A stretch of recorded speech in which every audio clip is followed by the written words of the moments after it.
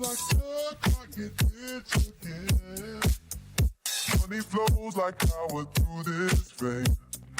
Frac put his ass to work, make it pay. Killing dreams in a high-tech LA. All right, tell me what y'all two are up to. They're like kids out there, and Todd and John are talking to them. What's going on? Yeah, so thanks to Ryan over here, he got our program off the ground last summer. And so that's what we got to talk about in part one. And we were starting summer internship program, and getting these students out in the field is super critical. So that's why we're here again today. Is we started at a Riot's Bitcoin mining site. That's about 400 megawatt project in Corsicana. And then we got to come here to your guys' office and chat with you and hear about what you guys are doing on the AI front, and then go to NAPE. So very cool. Yeah, it's really exciting. And some of the kids who are here worked on the project that we engaged TCU with. My company did this past summer, getting them out into the field and looking at the legacy wells that I have out there, and just seeing what options we have, and kind of getting them to think outside the box. It was really pretty cool to have them out to the field. I think it was an eye opener when you get out there. So this is so embarrassing, but since we're all such good friends at this point, I'll just fess up on this. You know, the finance bro, they always take them out to the field, right? And it means the barbecue truck shows up, because you gotta impress the money guys, right? Yeah. You know. And anyway, I think I went out and bought steel toe boots the night before. I didn't own any, right? And they give me a hard hat and all. And I'm out there, and my business partner, Mike Hines, is like the Marlboro man. I mean, he is a man's man. He ran the J field at Exxon. If you know anything about the J field, that is nasty, H2S, a mess. I mean, Mike's a stud. I mean, you know, cuts a finger off, he glues it back on. He's that guy, right? So we're out there and we're kind of walking around, and Mike goes, "What are your first impressions of being out in the field?" And I go, "Wow, it's really dirty." And he just looked at me and he goes, "Dude, don't say that. The company man's going to kick your ass if he hears that." So was there a moment like that with the kids, or how'd they react? Yeah, I mean, I definitely think there was a moment like that, because, and Chuck, I'll back that up by, that was my impression when I first stepped out in the Permian, was kind of that. Dude, you're so cool to say that, even if you're lying. No, I feel better. I mean, so the gentleman who mentored me and whose wells that I helped manage, I still help the family manage. About a couple of years before he passed away, unfortunately, age and health caught up to him.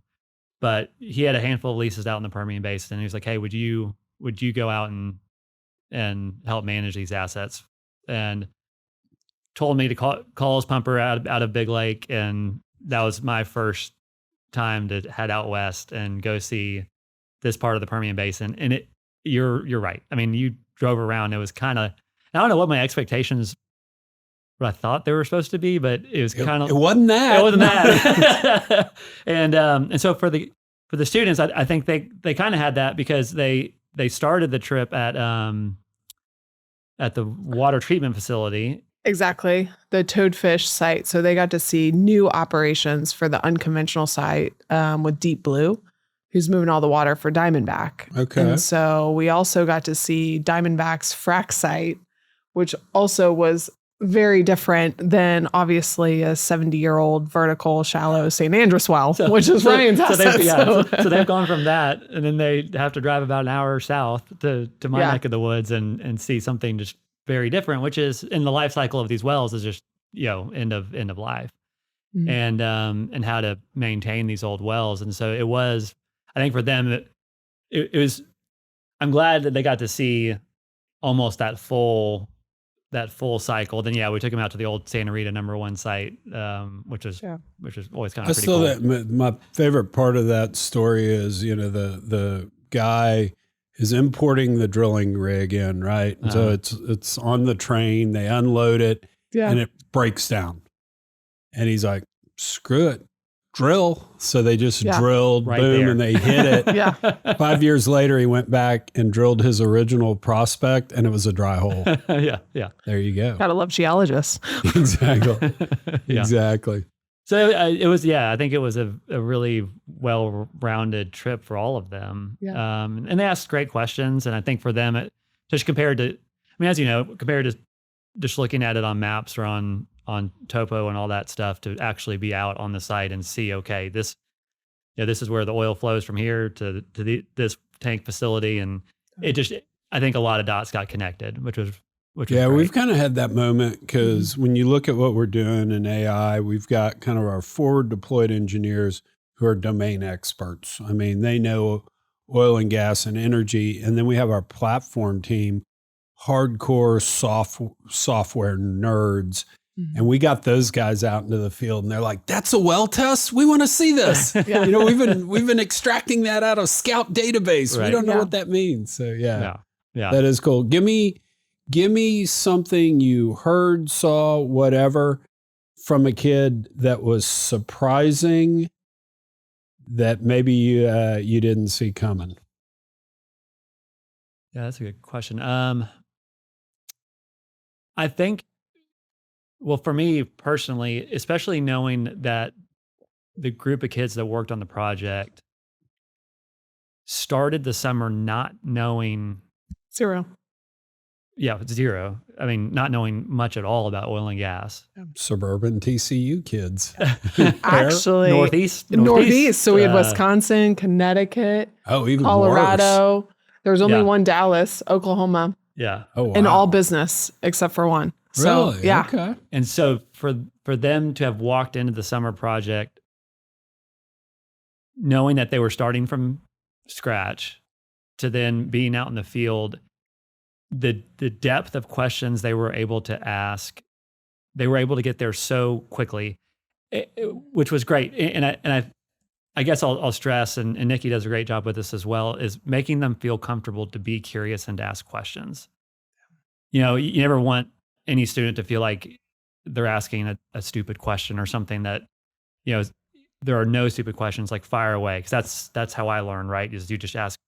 I mean, you play like that 5-year-old kid and you're like, well, why? But why? Right. You know, you just, and so that's how I learned, was just asking a lot of questions. And so I wanted them to feel comfortable asking anything that came up. And I think through that, they were able to learn quickly. And then by the time of the trip, and then definitely by the time they kind of made their last presentation, you know, they did it at our office, no notes, slides behind them. I mean, just incredible how quickly they were able to get into the weeds of kind of 10 weeks. Yeah, 10 weeks of that's kind so of cool. diving into this legacy asset study. You know, I think you're highlighting something that we don't appreciate as an industry. And I don't want to be overly dramatic, but there's a bit of kind of like, you know, we're so beat up as an industry that we're scared to say our piece. And so many kids are just flat out curious about what we do. Colin made a TikTok video about how a drill bit works. 2 million views in like 3 weeks. And, you know, there were a couple of, oh, you're destroying the planet type comments, but most of the comments were like, that's so cool. Yeah. I had no idea. And I think a lot could be done to kind of turn the folks more favorable towards our industry, although it feels like it's turning, is just by basic education. Right. Absolutely. You know? So that's the whole point of why we started this program, is because it's not part of the curriculum. So even in Texas, even though Texas is, you know, a heavy energy producing state, they maybe get it once in 8th grade, and they maybe get it once in the sophomore year of high school if they choose an elective. There's no conversation unless your family's in it, that how your lights, you know, you flip on a light switch, how that works or how everything's made. And so that's what we're trying to do. And back to your point about them asking questions, I think the most critical point is to get them exposed to things now and topics and see which lane they kind of go down. And what's good about TCU and being an energy institute, we're not a true company. So they don't feel threatened. They don't feel like they're competing as much with their peers. There's a little rivalry, but then they can really dive into something. And now, unlike us, when we went to school, information is so easy to get. Now it's a matter of QCing it, which we need to do at a much earlier age. They can get these concepts much earlier. You don't have to wait till higher ed to start seeing what you're doing in oil and gas. And that's what's unfortunate, because a lot of these students, just like myself, you don't get exposed to it till your junior year, maybe senior year if you get an internship. And if you're lucky to get in with one of these companies. So we need to work on that. Back to your point, the industry should do a better job at that. And that's what we can do as higher ed to help facilitate that. So real quick, rehash for people that missed the dramatic first episode. That was so good. Go back. I guess we should this have had room wasn't even finished. We should have had a cliffhanger maybe, or exactly. something. The Who Shot JR or something. Rehash the commercial on what you're doing at TCU. Yeah, so absolutely. And that's the students that we have with us today. There's about 20 students. I would say 3/4 of our student population are energy business minors and are undergraduate. So they can be any major on campus. You can be marketing, political science. You can be with the business school. You could be engineering. Cheerleading. I saw. Well, let's not get into Landman. I mean, okay. Come on. Never mind. No, that's not where we're headed on the major. But we do have students that it appeals to many of them. And we do have a Landman course now. That was just started this spring because of the show. There's so many questions around what is a land management career path and what that looks like. So, which is great. So with our undergrads, we focus on that. And then we do field trips, do things like this where we get folks out to Midland, we get them into Houston and to meet industry partners. The other one is our graduate program. So it's already professionals that maybe have 5 to 7 years of work experience and maybe want to pivot into energy. We're getting more of those folks than necessarily like myself, a geoscience or an engineer that needs to get business acumen. We can offer that because our business school is very good and very solid, and all the students have to take the same curriculum. I mean, 60% of the classes are the same no matter what program you're in. And then we complement that with energy electives. And we bring industry professionals into the classroom to help teach and complement what we're hearing in current events like Venezuela. I mean, things like that. I got that we can call talk from about. my dad. Yeah. What does this mean for oil prices with Venezuela? That's exactly what people ask. And how is that going to affect them at the pump? Right. It's not. So not in the near term anyway. And so we get to talk about that. So we have those programs. And then with both of them, they can combine like today where we grab a few from both. And then they get to do field trips or studies and work with us at the Institute. So throughout the year now, we have 10 student workers that are working on different industry projects. So they get exposed to all the things like with Ryan. So they don't have to wait until an internship in the summer or after, graduated, not quite sure what they want to do. Oh, cool. So how'd you get drafted into this? Well, I'm a Baylor Bear, and then an SMU grad student. So I had 2 strikes. Maybe I shouldn't want the 3rd strike. Right. And so I came to Nikki and I said, no. How do you keep the Baptists from drinking all the beer on the fishing trip? Invite another Baptist. Yes. That's right.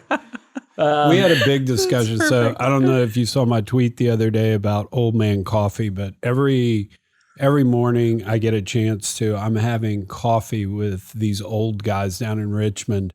I mean, they're guys in their 90s, 80s, 70s, because I want to feel young again. Yeah. But anyway, we literally had a 3-week debate that went on for hours each morning about whether Jesus was a Baptist or a Catholic. And the Baptist actually said, I can go into the Bible and find Baptist. I can't find Catholic. And so that, I think, ruled the day. But go ahead. Anyway. And everyone got along, and y'all finished the fishing trip. Everybody was. You know what I think actually happens is they all have hearing aids, and none of them have been tuned, so they actually can't hear each other talk. Yeah. So they just turn it off. They just speak over each other. Yeah, that's funny. Exactly. Well, I being in Fort Worth, living in an office out of Fort Worth, it just made a lot of sense. Obviously, that I've got an incredible institution right up the street. Yeah. So, and TCU does a great job of making Fort Worth feel like TCU is its home. Yeah, the home field, right? Cool. Like my kids go to TCU games all the time with their buddies, and so it made a lot of sense. And I knew they had a great energy institute. And so as I was kind of mulling on my company and the assets that I work on and I manage, and then ultimately this idea of, okay, what does the future look like for these legacy wells, low volume wells? What are my options as an operator? It was just easy to look up the road and go, okay, there's a lot of talent just 5 minutes away, and I lucked out with getting to meet with Nikki, and then because we met at a chamber event, right? It was the Fort Worth Chamber. Yeah, I asked Nikki to come speak at a chamber event, and I told her what I was working on, and her eyes got big, and I was kind of like, hey, this would be great for the students that we have, and that was spring. Yeah, that was spring. It basically in a month. It took about 4 to 6 weeks. We figured it out. We had the first meeting, and then we got students to apply. We had about 20 students that showed up saying, "Hey, something tells me Nikki tells you what you're doing, and the answer is yes." No. You know, can I just see the schedule on that? I'm guessing here. Yeah. It was a really cool how that came about, and because we needed to kick off something that had some legs and wasn't gonna just kind of fall flat after. And with Ryan and having a lean team, which many people do, a lot of people shy away from getting interns because they're like, oh, it takes so much time and so much work. I get it. I mean, I always had them in the industry. Here, it's kind of like you offset that a little bit because then we have 3 other folks that are very experienced in the industry that help guide the students. So it's not on just Ryan. So keep him up to speed, but then we can do a lot of work behind the scenes where it's not pulling the hours every day that kind of can drain sometimes when you have interns. I mean, many people have said, hey, love interns, but it takes too much time. Yeah. So it's a good answer. And I'm not totally here yet. And you and I talked about this, I think, down in Galveston. You know, if we automate kind of all of the menial workflows in the energy business with AI, how do you become the old crusty guy or the old crusty gal? And because that, you know, you fill out regulatory forms, and that's how you learn the business. And so I've been really concerned about that now that I'm the world's greatest AI salesman to the energy business. But I've been really concerned about that. I have heard, and I do not buy this yet, but I have heard the countervailing measure is give me young people, screw the tribal knowledge, give me AI, and turn them loose and see what happens. Because if you think about it, I mean, the shale revolution was based on foregoing convention. I mean, the person that said, let's take baby powder and shove it into a source rock got laughed out of the room till they did it. Right. Yeah. And so AI allows you to kind of forego convention if you want and test things out on data. So it's going to be interesting. And I've got one story on this. Supposedly a large independent, I won't name the name, hired a data scientist who was 24, had worked for HEB, and literally oil and gas experience was put gasoline in my car. That was it. Handed her a bunch of data and said, come back in a month. Came back in a month and actually said, hey, if you will not allow a pumper to put their truck in reverse, you will reduce 71% of accidents and operating expenses on your truck by 33%. And they thought she was crazy. What does she know? They tried it and she was right. So, I mean, maybe there is something to this. And I think there's a lot to the skills to leverage AI properly that need to be trained. And I think that's where they're still getting up to speed on the most current and what's the best thing in the use case for it. The one thing I would say is that it can't QC. So for instance, this summer, we went through the Texas legislation, right? A lot of bills pass, Senate bills, House bills, all of this. And if you pull exactly from the database, there was a lot of missteps and a lot of fixes that people were posting on that actually weren't part of the legislation. So you knew exactly who was pulling from from an AI tool. So there is some QC that you have to do on years and vintage and things like that. Because our students came back and like, oh, they already did this in 2023. I was like, no, but we knew that. They didn't know that, Right. but the data that would spit out. So there is some of that. I think you're right. It's making their workflow more efficient and they can consume information so much quicker. Just like when I was an intern 20 years ago, you couldn't have done what we did for Ryan in 8 to 10 weeks had we not had AI. Let's be honest. There's no way. 5 students, 40 hours a week. That's a lot of time. That's a lot of brain power. If it's used kind of efficiently. And I think they did. It was a perfect example absolutely. where they could actually get up to speed on the vocabulary and ask questions and still use the tool properly. But you've got to have that benchmark. So how do you learn that? I think it's getting into the field. So if you complement AI plus getting into the field, then I think it's a great combination. But they've got to be around the people that are actually making the widgets, whatever that widget is. Yeah. I don't know. No, that's interesting. And I've been bad podcast host and cut you off 5 times. No, you're good.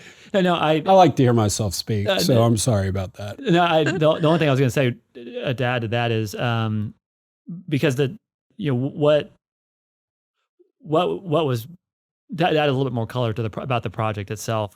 Kind of what was bugging me was with these wells that I'm managing, especially in my part of the world, when you have a well that goes inactive or the economic life of the well is getting pretty thin, you got a sense that it's really is it just a binary decision? Is it do I work over the well and try to keep it running as long as I can, or do I plug the well and move on? And no oil man wants to put cement down the ground. So, but is that really it? Is that, and what the students were able to just quickly dive in on through the use of AI, but then also just asking the right questions. And I hate to feel like I'm getting to that point, kind of that age of like, I know there's new technology out there to address these issues. I just don't know where to begin to start to look. And they were great at starting to dig into some of the new technology that is being utilized on old well bores and old legacy wells. And so what came out of that was kind of the answer to the ultimate question that we asked at the beginning of the summer was, no, it's not a binary choice. And actually you've got a lot of different options. It's just a matter of just what works best for that well bore. And so just that technology piece, especially, Bitcoin mining huts and all the things that you're seeing that are going on out in the field that I can speak about kind of at a high level, but for them, they really took ownership of that and were able to, explain it to me. So making pro formas. I mean, they have to get to the economics. Right. So I think that comes back to a lot of people's decision criteria. And that's why I love our business students is they're not just understanding the tech, but then they're putting numbers and values to say, okay, well, where's the revenue coming from? And is there a margin here? Is there going to be a rate of return for a Ryan or for an X? Is it year 5 or is it year 10? And that's pretty cool. Can AI do that? Possibly at some future date. But they still had to ask the questions. Right. So someone had to ask it and kind of put it in that box. And then, yes, can it fill a spreadsheet? Absolutely. Can it build out a pro forma? Absolutely. But if you don't know your inputs and what the range to expect, then that's where the people kind of come into it. So when I talk about it, if you think of a problem as a pyramid, maybe the bottom 40% of that pyramid is just, I need to go look up and find some data. I've got a problem. I need to find some data. And then maybe the next 30% is, okay, I got some data and I read, 20, and really it's these 4 or these 5. And then maybe the next 20% is, now I need to actually do some math, some calculations or whatever. And it's that top 10% of really going, okay, yes, this rate of return's appropriate. I should do the work over, given the risk involved. Everybody wants AI to do that top 10%, and it can't do that yet. Yeah. It does the 90% really well. It does. You want to go find the data? Great. You want to sort through the data? Great. You want to do calculations? You can set all that up. But you're right. I mean, you still need the subject matter expert. Yeah, just to make that decision. I mean, because every business situation is different and there's a context around it that maybe isn't tied to a number. And so that's where it gets a little, I guess, gray.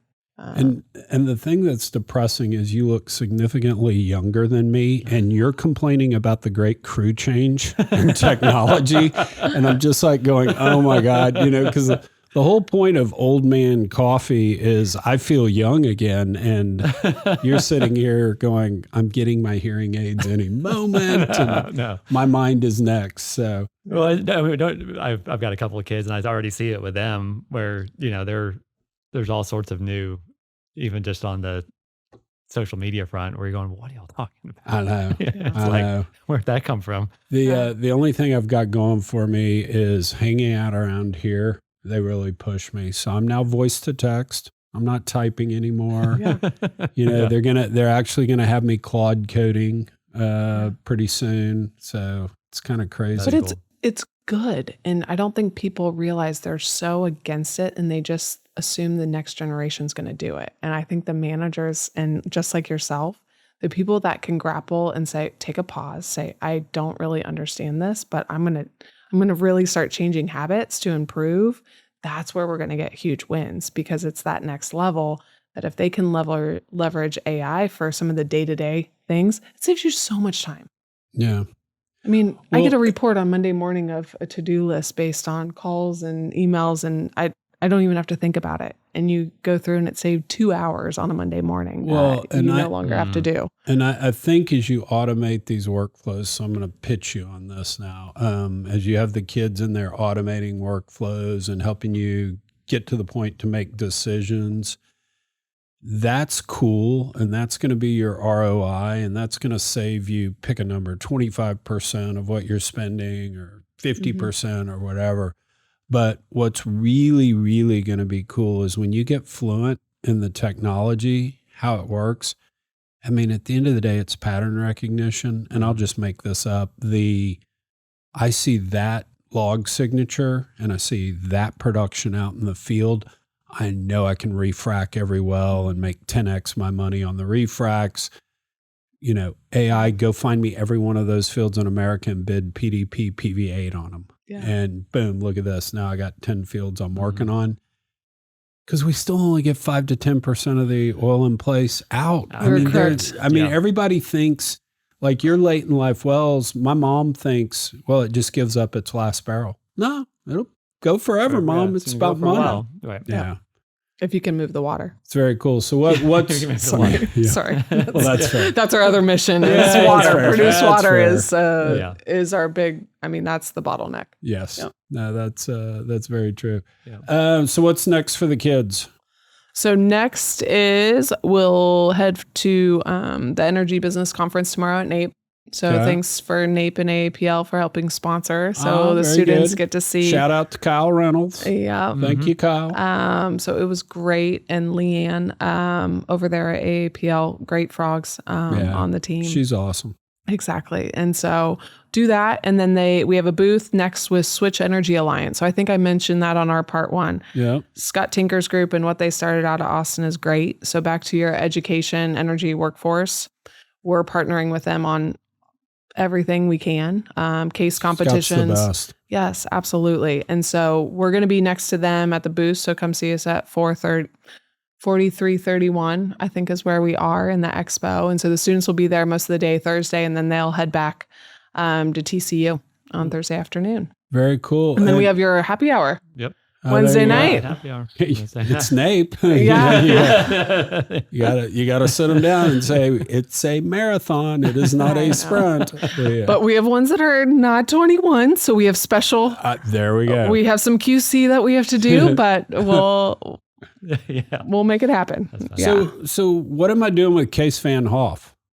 Oh, so that's awesome. April 15th. You guys are going to have. a chat at TCU for our energy symposium. Nice. And then you guys are going to kick off the fireside chats. We'll have the students present right before you Ooh. on their projects. So they're going to have to get up and present to over 400 people. So we'll see how that goes. It's going to be awesome. And then we'll have Commissioner Jim Wright with the Railroad Commission up. And then we'll end the fireside chat with Pablo Vegas, CEO of ERCOT, and Jimmy Nice. Glotfelty. So talk about all the he's infrastructure. awesome. I know. I had him on the podcast He's once great. with a group. Yeah, he's really good. And he's a frog, so go frogs. Nice. And then the other discussions is really around, obviously we're using natural gas to power a lot of the data centers and the high density computing and the Bitcoin mining. However, nuclear is really gaining traction. So we have Oklo and Natura both going to present and talk about the molten salt reactors, which is Natura, and then Oklo's small modular reactors, because I think that's a really critical piece. And the other one that I mean, the freaking French can do it. I mean, how hard is it? 70% of their power is nuclear. Well, and so we did this on BDE. My ex-girlfriend was British, and I would talk about Europe, and she would lecture me. Europe is not a uniblock. Europe is 33 different. I was like, oh, sorry. So we actually broke down each country in Europe. We do 1 or 2 countries a week of just what's their energy story. Right. What do they use? What do they do? And the thing I did not appreciate, that the only reason Europe could go crazy renewables like they did is basically France is a battery. Mm-hmm. I mean, France exports 40% of the electricity it makes on any given day. Yeah. And they're so much more energy efficient per capita. Yes. So that's our other, bottleneck Well, outside they of don't have Vegas. That's true. There's You are some correct. limitations Yeah, to that's being right. energy efficient. You are correct. But nuclear, so that's our other focus. And then JP Morgan, who's one of our sponsors, they'll have a panel of some experts from them that will talk about kind of big picture investment trends, things like that, in the different energies, in the energy sector, but in different domains. Nice. So it'll April be a good 15th, open to the public? Yes, Cool. open to everyone. We've already got, I think, over 50 people have already registered. So DCEO Magazine will be there, and a couple others. 50 people have registered to see me in case. Well, it hasn't really been pushed yet. So I'm we had just an saying. article, but we'll get it. We had over 400 last year. You guys I will fill get the not room. wanting to see case, but me, Stop. come on. Come on. No, you guys, no, you'll bring in a crowd and we're getting a lot of traction. So I'm super excited. I get Joe Tees the night before. Ooh, that's a great question. That's what you want if you're coming to Fort Worth? Actually, I like Lonesome Lonesome Dove. That's my favorite. Okay. But there's a whole Joe Tees is always a good one. That is. Shot at Cattleman, so you got to come see the new I Cattleman. know. New Yes. Cat. Good that might be. So that could be it. So arranged. I was up at a company that I think it's okay to name them, although I won't, where they shot the litigation scene in the boardroom. Oh yeah. So I took a picture and I tweeted it out, and I tagged the actress that plays the lawyer, and I had to send the CEO a note saying, "I'm sorry, I violated our NDA, but I publicly displayed your conference room." Yes. She didn't tweet me back, so kind of hurt. Yeah. Cool. Yeah. So what do you got going on? Anything good coming up, or? Well, yeah. So this year, I've kind of set aside a good chunk of kind of this first to second quarter, just bringing some inactive wells back online, Nice. just trying to kind of ramp some production back up. We were just discussing, with the students this summer, kind of what some areas that could they could focus on. And not to get too much in the weeds on all this, but one of the things that I'm trying to work on, Chuck, is for these end of life wells, how to approach and be proactive about either if they need to be plugged, to plug them, or kind of what is that next step, and how to have the capital for it, Right. and that makes it a proactive decision right? I mean, I feel like whereas you plug a Because well, that's a real thing. I mean, It's what a you're describing is problem. a real right? thing. Because you look at the abandoned well issue we have, you look at the orphan well issue that we have, and that's a big issue. And, 150,000 wells in the state. Yeah. Well over. And Sarah you can Stodgener's a friend, so I hear those stats often. all the Yeah, time. there you go. I say that with love, Sarah, but we don't have to talk about it every time. single time we get together. And I think that I get it as an operator. It is how you get to that point. Right. And so how do you incentivize operators to be proactive about plugging wells before they get to that, kind of that point of no return, Right. so to speak? So what incentive structures can be created to help operators be proactive about When you think that through and you work that through and you have some thoughts, come back and share them. Okay. I think the industry would love to hear that. I think it would be huge for the industry and for a lot of these operators they've been in operating some of these wells for 40 years, 30, 40 years. And now you're asking them to do something. It's a big, there's a lot of production. There's a lot of operators who kind of fit within those parameters. And it's kind of, how can we